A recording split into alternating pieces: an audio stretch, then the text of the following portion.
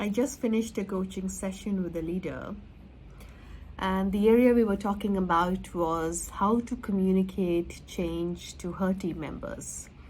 So the organization's gone through a massive change and restructured certain posts, and she sensed that her team's going to be uncomfortable hearing this change and there will be a lot of resistance.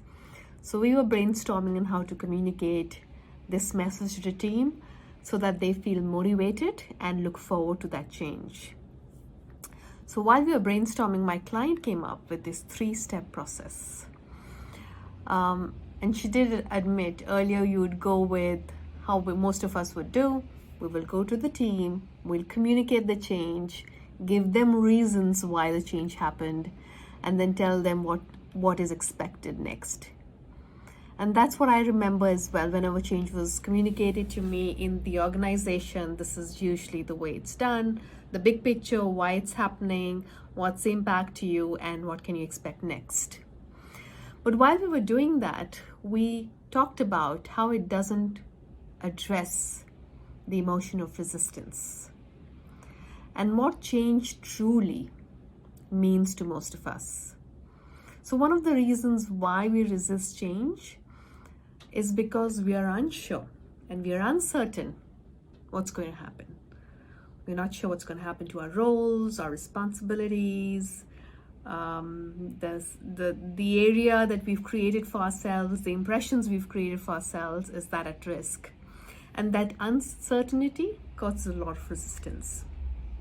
So while we were talking about that, my client came up with this 3-step approach. The first step was to address and reach out with empathy. So talk about what this change is, and before talking about why this change is put in place, address the white elephant. I know this is going to create a lot of resistance for you. I know this could be scary, it could be unsure, and I'm there with you. Whatever you're feeling right now is extremely valid. And then moving on to the next step.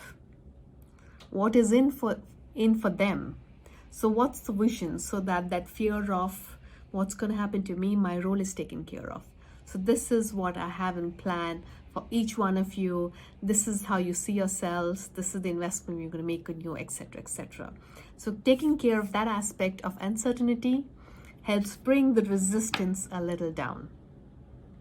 And the last step is just create an open space for dialogue.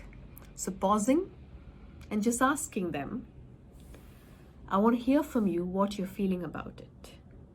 Share whatever you have in your mind, any questions, any doubts, any concerns. I'm here to just listen to you.